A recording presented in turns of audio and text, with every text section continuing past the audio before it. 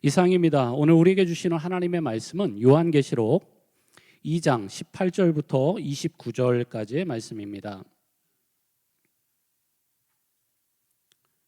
요한계시록 2장 18절부터 29절까지의 말씀, 우리 한 절씩 교독하시고요. 마지막 절 함께 읽겠습니다. 두아디라 교회의 사자에게 편지하라. 그 눈이 불꽃 같고 그 발이 빛난 주석과 같은 하나님의 아들이 이르시되, 내가 내 사업과 사랑과 믿음과 섬김과 인내를 아노니 내 나중 행위가 처음 것보다 많도다. 그러나 내게 책망할 일이 있노라. 자칭 선지자라 하는 여자 이세벨을 내가 용납함이니 그가 내 종들을 가르쳐 꾀어 행음하게 하고 우상의 제물을 먹게 하는도다.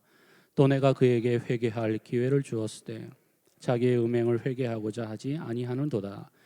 볼지어다 내가 그를 침상에 던질 터이요 또 그와 더불어 간음하는 자들도 만일 그의 행위를 회개하지 아니하면 큰 환난 가운데에 던지고, 또 내가 사망으로 그의 자녀를 죽이리니 모든 교회가 나는 사람의 뜻과 마음을 살피는 자인 줄 알지라.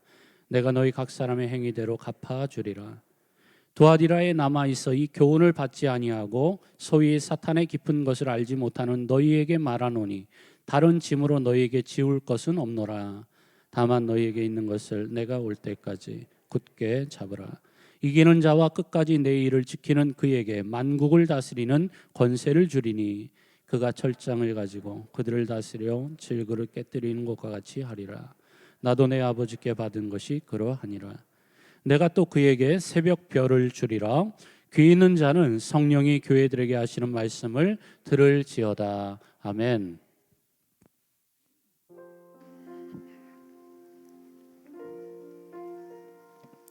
할렐루야.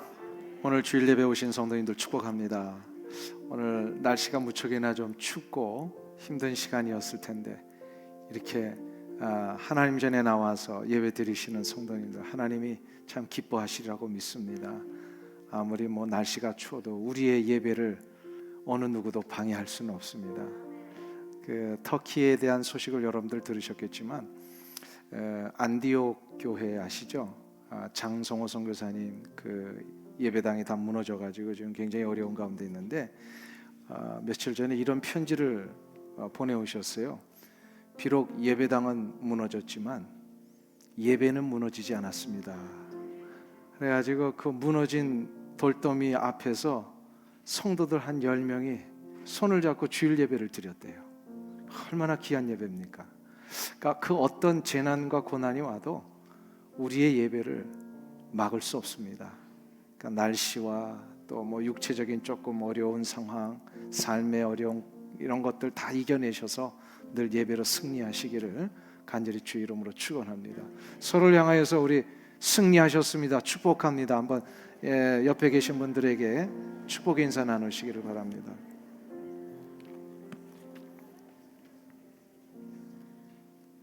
오늘 방문하신 분들이 계셔서 잠깐 우리 좀 환영의 인사를 하겠습니다. 윤석원 집사님의 아드님 가족들 오셨는데 우리 잠깐 일어나시면 축복하며 박수로 환영하겠습니다. 감사합니다. 네, 아유 귀한 손주들까지. 근데 예배 잘 드리네요. 어린 아이들인데 아유 참 귀한입니다. 그다음에 임성땡 장로님 따님 가족 이렇게 오셨는데 같이 한번 일어나시면 축복하겠습니다. 주님의 이름으로 환영합니다. 네. 주님을 환영합니다. 소아시아 7교회의 이름을 여러분들 다 외우시죠? 아까 끝났는데 권사님이 가르쳐드린 걸 다 외우시더라고요. 우리 다 함께 한번 해보실까요? 시작. 그렇게 하지 마시고 따라하세요. 에소보드 사빌라. 그러면 이게 7교회 다 외우신 거예요. 에서보드. 에가 뭐라 그랬죠? 에베소. 그러니까 버가모가 먼저죠. 에소버. 그러니까 버가모, 그 다음에 두아디라, 그 다음에 사대 교회. 그러나 빌라델비아, 라오디게아. 그래서 7교회를 우리는 다 외울 수가 있습니다. 7교회 중에 이 4번째 교회가 오늘 살펴볼 두아디라 교회입니다. 두아디라고 하는 도시는 매우 작은 도시입니다. 나머지 6교회 이 도시에 비하면은. 근데 현재의 이 두아디라는 아키사라고 하는 명칭으로 남아 있고 많은 사람들이 현재도 살고 있습니다.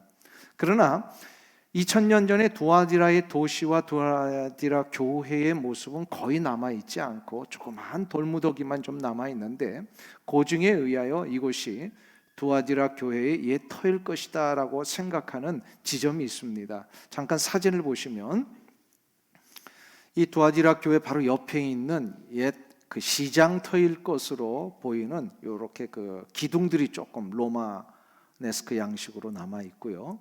바로 그 옆에 두아디라 교회 터가 남아 있습니다. 두 번째 사진을 보시면 여기 이제 위에서 본 건데요. 양쪽으로 기둥과 또 왼쪽에 방으로 쓰였던 것으로 보이는 이렇게 돌무더기들이 지금 남아 있는데, 뭐 거의 다 부서져서 잘 관리도 되지 않는 그런 터이지만 초대교회 성도들의 터임을 고증으로 깨닫고서 현재 이렇게 보존을 하고 있습니다.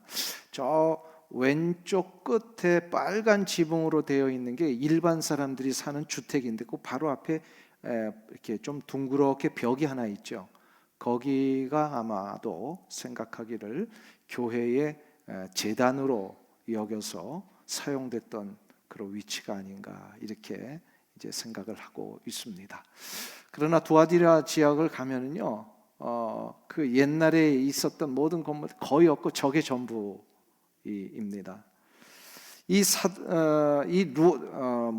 두아디라 지역을 우리가 잘 알 수 있는 그런 인물이 하나 나옵니다. 사도행전의 자주장사 루디아가 바로 이 두아디라 출신입니다.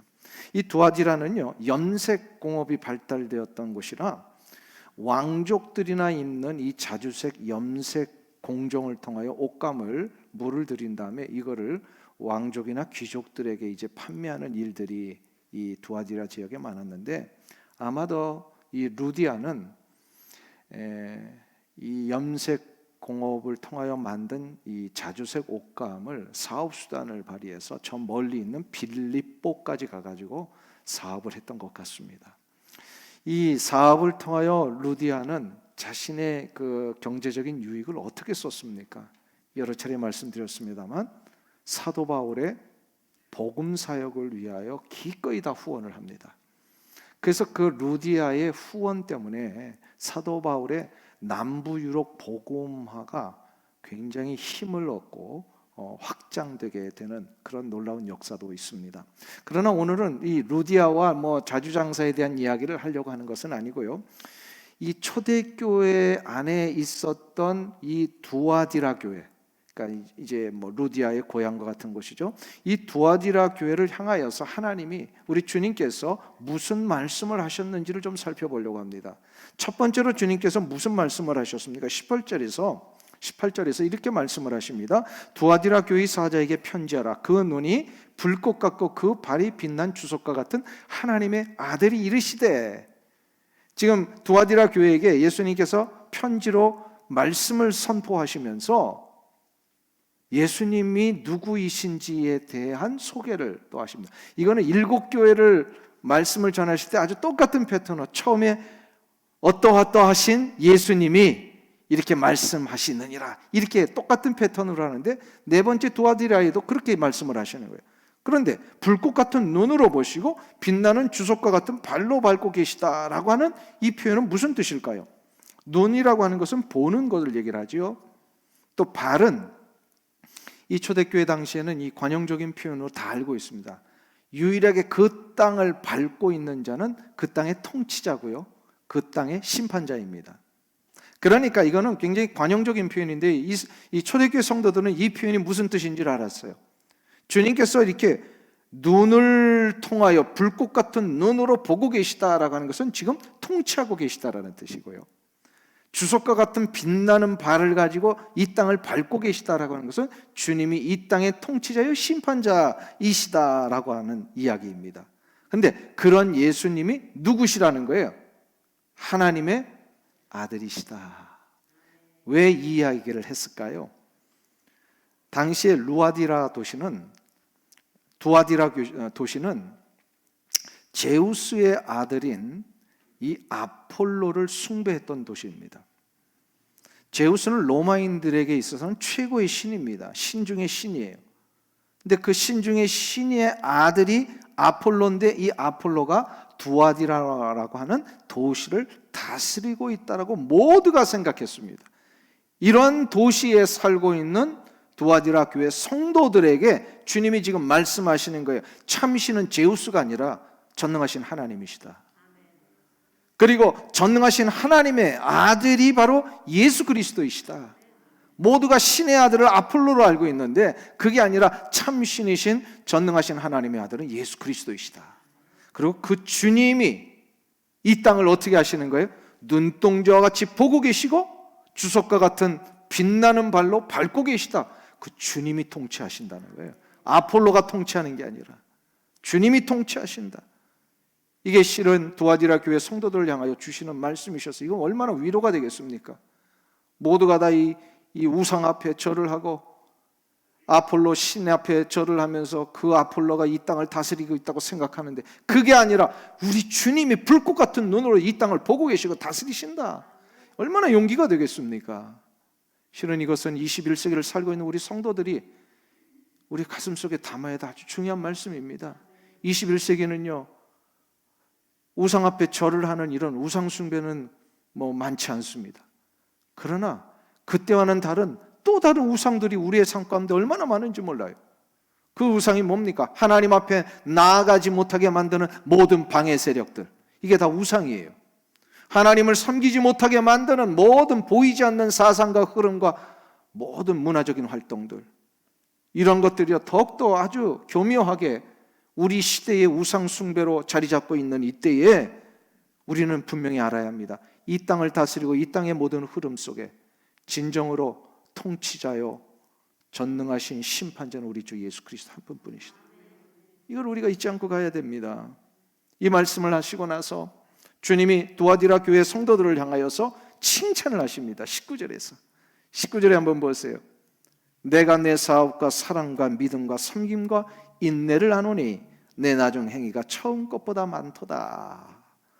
두아디라 교회 성도들이 처음보다 나중이 더 훌륭하다라고 말씀을 하십니다. 그 처음과 나중이 왜 훌륭해졌느냐? 저들에게는요 주님에 대한 사랑이 있었어요. 그리고 구원에 대한 감격이 있었어요. 그렇기 때문에 믿음과 섬김과 인내를 세상 앞에 보여주는 성도들이었다. 우리 19절을 다시 한번 띄워주세요. 거기 보시면 내가 내 사업과, 여기서 사업이라고 해서 주님을 위한 어떤 그 사역들을 얘기를 합니다. 너의 사역과 사랑과 믿음과 섬김과 인내를 아노니 내 나중 행위가 처음 것보다 많도다. 이건 무슨 얘기예요? 처음보다 나중이 더 훌륭한 교회. 이거 어느 교회하고 좀 비교하는 교회예요? 이게 어느 교회하고 비교하고 있어요? 아니, 오렌지 카운티가 아니고요. 에베소 교회하고 지금 비교하고 있는 거예요. 에베소 교회하고. 에베소 교회는 어떤 교회예요? 처음은 좋았는데 나중에 희미한 교회였어요. 그래서 주님이 책망을 하셨잖아요. 너희들 처음 사랑을 버렸도다. 처음 행위를 버렸도다. 에베소 교회는요, 처음은 좋았는데 나중에 아주 안 좋았어요. 그런데 지금 두아디라 교회는요, 처음보다 나중이 좋은 게, 그러니까 주님 보시기에 너무 막 기분이 좋으셨던 것 같아요. 이 교회를 향하여 막 칭찬을 하시는데, 너희들에게는 이 주님에 대한 사랑과 구원에 대한 감격 때문에 지금 믿음과 섬김과 인내를 끝까지 붙들고 있구나. 그러니까 갈라디아 교회를 향하여서 사도 바울이 무슨 얘기를 합니까? 믿음의 역사와 사랑의 수고와 소망의 인내가 가득한 이 교회를 향하여 나가라 막 권면하지 않았습니까? 아마 그런 비슷한 어떤 자세를 가지고 두아디라 교회가 나갔던 것 같아요. 한번 생각해보세요. 이 시대뿐만 아니라 초대교회부터 지금까지도요, 교회가 처음에는 잘 막 힘있게 막 가슴 부풀면서 막 왕성하게 있다가 나중에 보면은 이렇게 희미해지는 교회들 보면요, 다 흔적도 없이 사라지고 흔적도 없이 그냥 힘없이 모든 걸 마감하게 돼요. 그런 경우를 얼마나 많이 보는지 몰라요. 그런데 이 두아디라 교회는요, 끝까지 뒤처지지 아니하고 흔들리지 아니하고 주님의 사역을 감당해서 끝까지 인내했던 교회. 실은 이러한 교회의 역사가 우리 오렌지 카운티 한인교회에 일어나기를 축원합니다. 그래서 실은 초대교회 성도들은요, 이런 열심들이 있었던 것 같아요. 특별히 우리 한국교회 초대교회는요, 이 열심이 있었어요. 주를 위하여 헌신하고 주님 때문에 끝까지 이 길을 가고. 그래서 우리 한국 초대교회에 순교자들이 많이 나온 이유가 여기에 있습니다. 끝까지 설사 나의 생명이 위협을 받는 한이 있더라도. 그러니까 초대교회는요, 조금 춥다고 교회 안 나오는 일이 있었을까요? 네? 초대교회는 그런 거 없었어요. 하여튼 거기는 추운 날에도요, 그러니까 뭐죠? 가만이라 그러나요? 바닥에 그런 거 깔고서 막 무릎 꿇고 예배 드리고 그랬잖아요. 그때는 참, 그때 우리 초대교회 성도님들의 열심을 보면 정말 놀라운 열심이었어요. 한번 주를 위하여 헌신을 하면, 주님을 믿기로 작정하고 이 길을 간다면 끝까지 가는 신앙. 이게 두아디라 교회 성도들의 신앙이었습니다. 세상도요, 이런 구호 외치잖아요. 한 번 해병은 영원한 해병이다. 우리 해병대 나오신 분들 잘 아실 겁니다. 한 번 해병, 영원한 해병. 세상도 그런데 한 번 주를 믿었으면 끝까지 이 믿음의 길을 가야 되지 않겠습니까? 아멘. 예. 그러니까 우리가 한 번 예수 믿었으면요, 생명 다하는 날까지, 우리 교회 일부 예배 오신 분이기 때문에 제가 2부 때 얘기할 수 있을 것 같아요. 그분이 계시는 자리에서는 좀 쑥스러워서 말을 못하겠는데요, 한 번 그분이 예수 믿기 전에는요, 예수를 믿으라고 전도 오는 사람을 면박을 주던 분이었어요. 우리 교회 그런 분이 계셨어요. 면박을 주고요, 목사가 찾아가도 면박을 준다. 아주 대단한 분이셨어요, 이분이. 어느 누가 와도 예수를 안 믿고 그냥 막 예수 믿는 거 막 방해하고 그러던 분인데, 정말 하나님이 그 영혼을 사랑하셔서 임재하시니까요, 한순간에 예수를 믿더라고요. 그 불과 얼마 되지 않았어요. 10몇 년밖에 안 됐어요. 이분이 근데요, 한 번 예수를 딱 믿고 나니까 그 다음 날부터 지금까지도요, 예배에 빠지는 걸 내가 못 봤어요. 예배 끝까지 그 예배 자리 지키고 하나님을 섬기고. 우리 예수 믿으려면 한번 그렇게 믿어야 되지 않겠습니까? 네. 한번 찬양대 하면 끝까지 찬양대 해야지, 그죠? 우리 일부 때도 말씀드렸습니다. 미국 교회들은요, 찬양대들이 다 그 머리가 하얗신 그 노인들이 있으세요. 왜 그런지 아세요? 그게 젊은 사람이 없어서 그런 게 아니고요, 찬양대에서 안 내려와서 그런 거예요. 이분들이 돌아가실 때까지 쓰는 거예요. 그러니까 찬양대 티오가 없어가지고요, 돌아가셔야 새로운 사람이 올라가는 거예요. 그만큼 찬양대 한번 쓰면 끝까지 이 자리를 지키는 거, 참 그거 굉장한 저력이고 굉장한 믿음이라고 생각합니다. 우리 할렐루야 찬양대가 좀 그렇게 하시면 좋겠다 싶습니다. 그러니까 머리 자꾸 물들이실 필요 없어요. 그냥 그대로 그냥 끝까지 이 길을 가야지. 한번 우리가 주님을 위하여 믿기로 작정했으면 끝까지 가야지. 그래서 히브리서에 보면은요, 사도와 우리 작고 초대교회 성도들이 그 뒤로 물러나 침륜에 빠지는 자들이 있다라고 자꾸 걱정하면서 말씀하셨잖아요. 그러지 말고 우리는 이 길을 가야 합니다. 그의 두아디라 교회가 칭찬받았던 것처럼 우리 교회에 속해 있는 모든 권속들이 하나님 앞에 칭찬받고 주님께 칭찬받는 그런 교회 성도들 되시길 축원합니다. 그래서 믿음의 역사와 사랑의 수고와 소망의 인내를 이루어가 하나님을 기쁘시게 드리는 교회, 이러한 훌륭한 교회가 두아디라 교회였는데, 그런데 이 교회 역시도 완전한 교회는 아니잖아요. 이 세상에 존재하는 모든 교회는 완전한 교회는 없습니다. 그래서인지 두아디라 교회에도 조금 안 좋은 부분이 하나 있었어요. 한 가지 문제가 있다고 주님이 책망을 하시는데 20절에서 한번 보세요. 20절에 이런 책망을 하십니다. 우리 다 같이 한 목소리로 봉독합니다. 그러나 내게 책망할 일이 있노라. 자칭 선지자라 하는 여자 이세벨을 내가 용납함이니 그가 내 종들을 가르쳐 꿰어 행음하게 하고 우상의 재물을 먹게 하는도다. 아멘. 보세요. 두아디라 교회에 이세벨이라는 여인이 교회를 지금 변질시키고 있다. 근데 성도들이 이걸 막질 못하고 있었던 거예요. 이세벨이라는 것은 이름이라기보다는 구약 열왕기상에 나오는 아합 왕의 부인 이세벨과 같은 일을 했다라고는 의미에서 아마 이세벨이라고 명칭을 했던 것 같아요. 왜냐하면 이세벨이라는 인물이 교회 안에 중직 중에 유력한 영향력을 끼치는 어떠한 여인을 대신해서 이름을 쓴 것으로 학자들이 해석을 합니다. 왜냐하면 여인 이세벨이다. 그래서 여인이라고 하는 것은 그 당시에는 굉장히 극존칭의 용어였어요. 그러니까 교회 안에 유력한 위치에서 영향력을 끼치는 어떤 한 여자 성도가 이세벨과 같은 일을 했어요. 그래서 실명을 밝히지 않은 것 같아요. 그러면 이세벨은 어떤 일을 했습니까? 이세벨은요, 이스라엘 백성들이 아니에요. 선민이 아니었어요. 이방 민족이었어요. 시돈과 두로라고 하는 지금으로 우리가 잘 알고 있는 역사의 페니키아 민족의 거기에 공주였어요. 근데 이 아합은 신앙이 전혀 없는 사람이에요. 하나님의 나라의 왕으로 쓰임받기 위해서는 언제나 하나님을 의지하면서 말씀의 기준 속에서 나라를 다스렸는데 그게 아니라 인간적인 방법으로 나라를 다스리려고 했어요. 그래서 주변 나라의 어떤 권력과 힘을 이용해서 이 나라를 어떻게 다스려볼까 하다가 정략 결혼을 합니다. 그래서 이방 민족의 공주를 데려다가 부인을 삼으니까 이 여인이 들어올 때 그냥 들어옵니까? 거기에 우상 숭배할 수 있는 모든 걸 다 갖고 들어오는데 대표적인 게 바알과 아세라 신상을 가지고 들어왔어요. 그래서 궁중에서부터 그 바알과 아세라를 섬기고요, 자기 남편에게 이걸 강요해서 아합도 이거 섬기게 하고, 그뿐만이 아니라 모든 이스라엘 백성들의 강제로 이걸 섬기게 만드는 아주 악한 여인이었어요. 그래서 이세벨 때문에 바알과 아세라는 어마어마한 이 우상단지들이 그냥 막 이 이스라엘 백성들 안에 들어오고 모두가 영적으로 간음에 빠지게 됐습니다.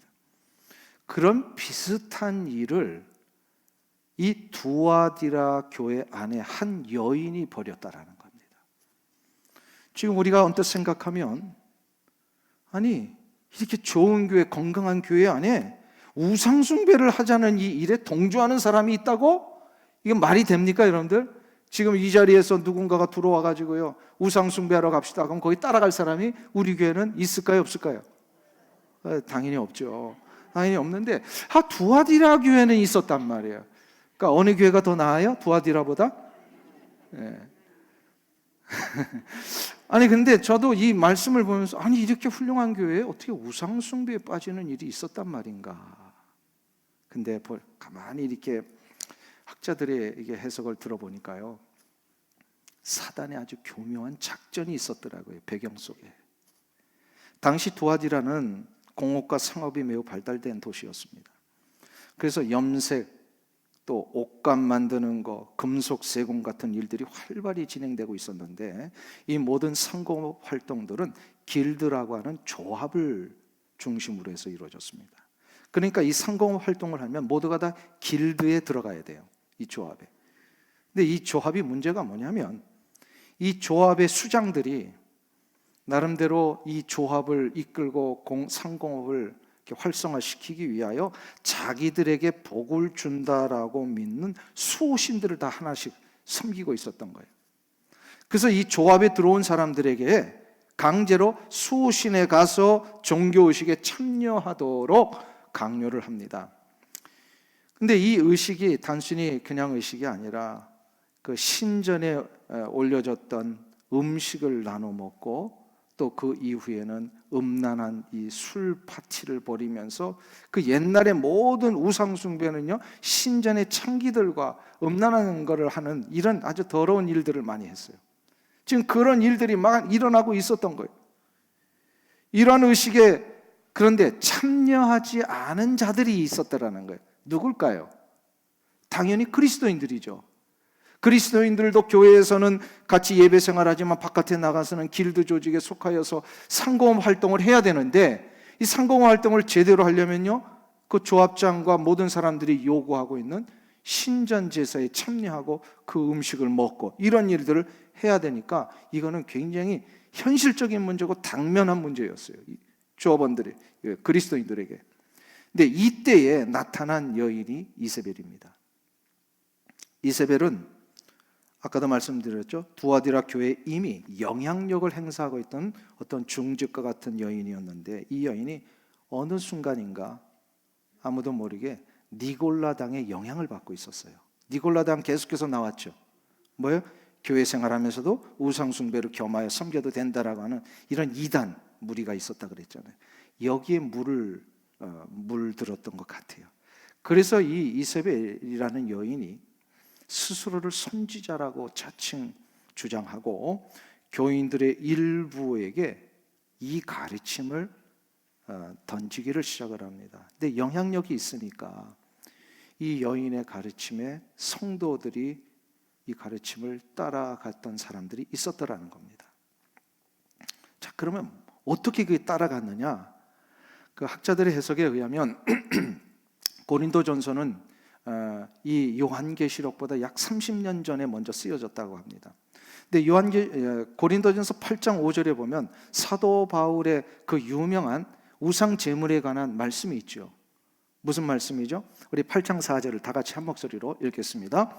그러므로 우상의 제물을 먹는 일에 대하여는 우리가 우상은 세상에 아무것도 아니며 또한 하나님은 한 분밖에 없는 줄 아노라. 이 말씀을 우리는 다 배경을 이해하죠. 왜 이 말씀이 나왔어요? 모든 그 당시에 고린도 도시 안에 있는 고기는 육류는 우상 제물에 바쳤다가 이제 시장에 통용되는 제물이었기 때문에 사도 바울이 이것에 대해 정리를 해주신 거예요. 우상 제물은 아무것도 아니다. 우상은 없다. 오직 전능하신 하나님만이 우리의 유일한 신이시고 높임을 받으셔야 된다. 그러니까 여기에 대해서 너무 힘들어하지 말고 시장에 나온 고기들은 그냥 하나님이 주신 귀한 선물로 여기고 먹어라, 이렇게 말씀하신 거예요.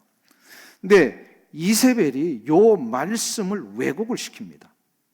어떻게 말씀을 왜곡하냐면 복음이 율법으로부터 자유를 가져다 준다라고 하는 이 말씀의 원리를, 이 고린도후서 전서 8장 5절의 말씀을 자신을 따르는, 영향력을 끼쳐서 이렇게 따라오고 있는 성도들에게 우상 제물을 먹는 일에 죄책감을 갖지 마라 라고 이제 얘기를 하면, 여기까지는 맞아요, 틀려요? 사도 바울의 가르침이 하면 여기까지는 맞아요, 틀려요? 맞잖아요. 왜? 우상은 없잖아요. 다른 신은 없고 오직 하나님만이 유일한 신이시니까 이 세상에 주신 모든 음식들은 우리가 어떻게 해요? 그냥 감사히 하나님이 주신 선물로 먹을 수 있단 말이에요. 근데 여기까지는 맞는데 이단이 꼭 문제가 뭐냐면요, 비슷하게 접근했다가 이상하게 빠지게 만들잖아요. 그런데 음식도 그냥 자유롭게 먹는다면 우상 앞에 가서 참여하는 것도 자유롭게 해. 저 우상 아니니까 그냥 해도 돼. 이렇게까지 나가더라는 거죠. 그러면 요거는 좀 비슷한 것 같기도 하고 아닌 것 같기도 하면서 성도들이요, 이 이세벨의 가르침에 자꾸 넘어갔더라는 거죠.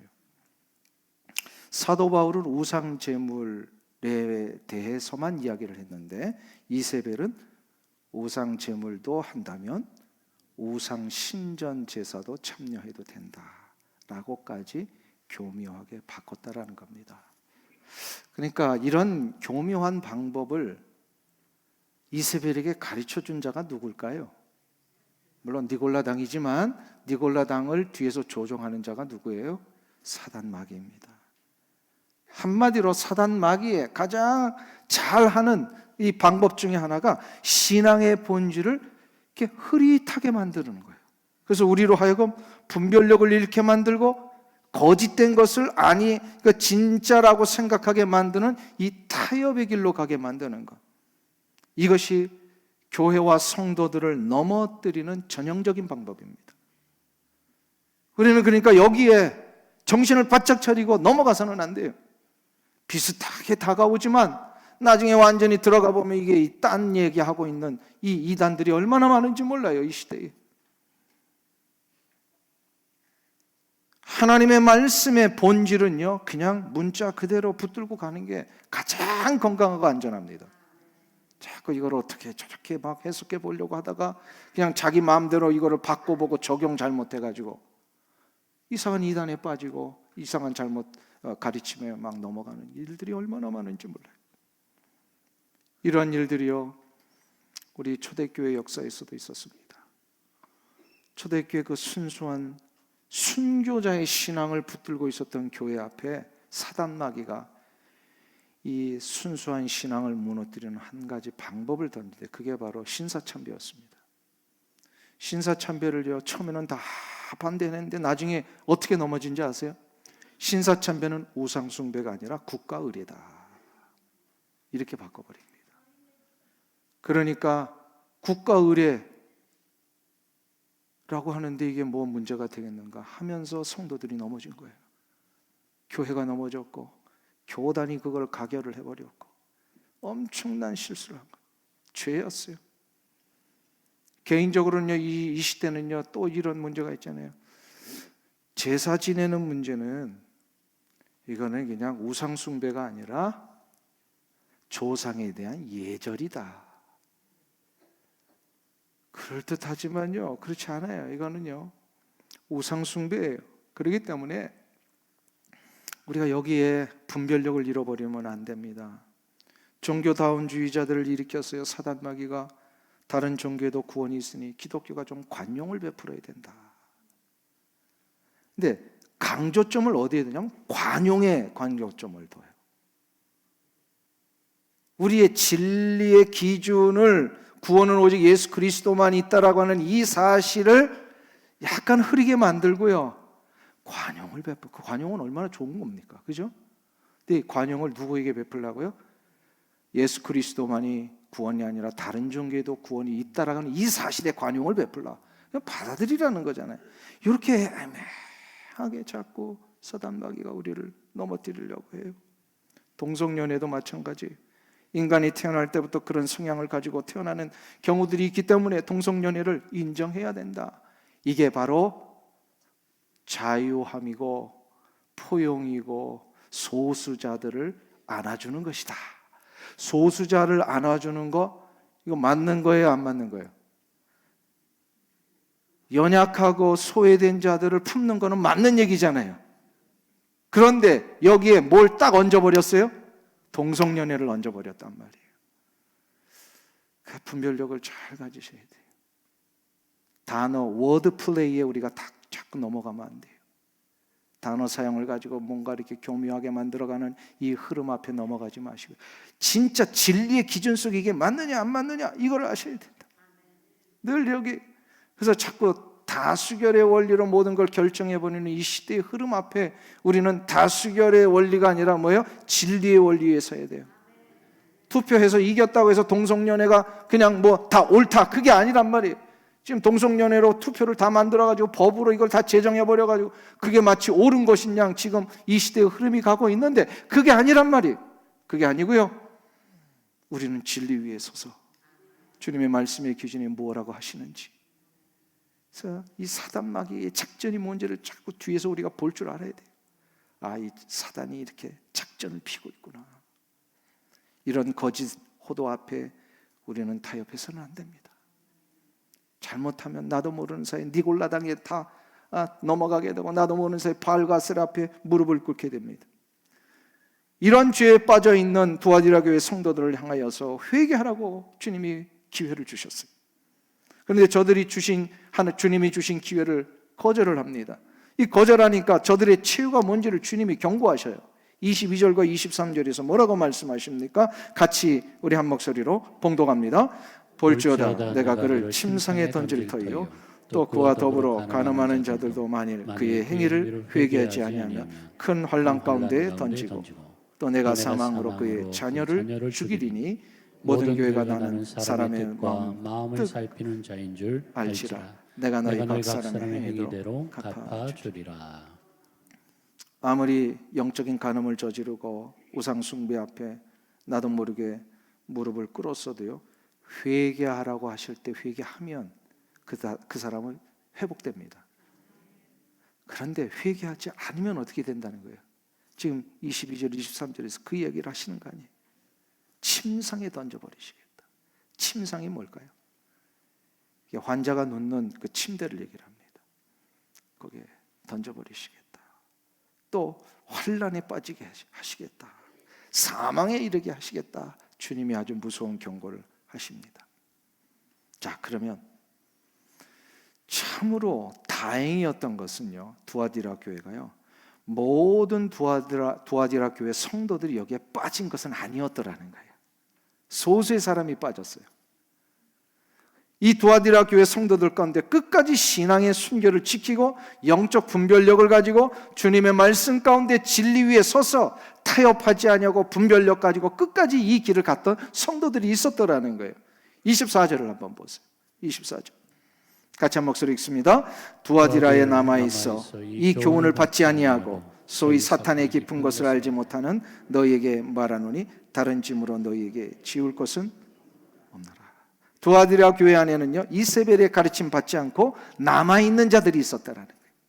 이게 남은 자, 마치 바알과 세라 앞에 무릎을 꿇지 않은 7천의 사람이 남아있었던 것처럼 사단의 이 교묘한 작전에 넘어가지 아니하고 자기들에게 영향력을 끼치는 그 누군가의 꼬임에 끌려가지 아니하고 거부하며 끝까지 이 진리 위에 섰던 성도들, 말씀의 기준 앞에 타협하지 아니하고 갔던 성도들이 있었다라는 거예요. 이들이 오늘 본문에 의하면 남은 자, 그 주님은 또 나중에 이기는 자라고까지 표현하시고 끝까지 지키는 자라. 사랑하는 우리 오렌지 카운티 한인교회 성도님 여러분, 여러분들이 모두가 남은 자가 되시길 축원합니다. 끝까지 이기는 자가 되시길 축원합니다. 이러한 남은 자, 끝까지 지키는 자, 이기는 자에게 우리 주님이 그 사랑과 믿음과 섬김과 인내의 삶 끝까지 붙들고 가라고 하시면서 이 붙드는 자에게 두 가지 축복을 약속을 하십니다. 그 첫 번째가 뭐냐면요, 만국을 다스리는 권세를 주시겠다. 26절을 같이 보세요. 거기 보시면 이기는 자와 끝까지 내 일을 지키는 자 그에게 만국을 다스리는 권세를 주리니. 만국을 다스리는 권세가 무슨 뜻일까요? 이거는 종말론적인 이야기입니다. 그러니까 최후의 심판 때 주님이 재림하셨을 때에 모든 성도들은요, 주님과 연합하여서 죄인들을 정죄하고 세상을 심판하는 이 주님의 권세에 우리가 동참하게 된다는 거예요. 그러니까 이 얘기예요. 이 세상 사는 동안에 다수 때문에 이 소수인 우리 성도들이 억압당하고 힘들고, 어떨 때는요 법으로 제정해 놓은 것 때문에 우리 그리스도인들이 그 양심상 지킬 수 없어가지고요 법적으로 불이익을 당하고, 지금 그런 일들이 있잖아요. 이런 일이 나는데 낙심하지 말라는 거예요. 최후에는 우리가 보란듯이 저들을 심판하게 해주시겠다. 이게 얼마나 신나는 일입니까? 그렇죠?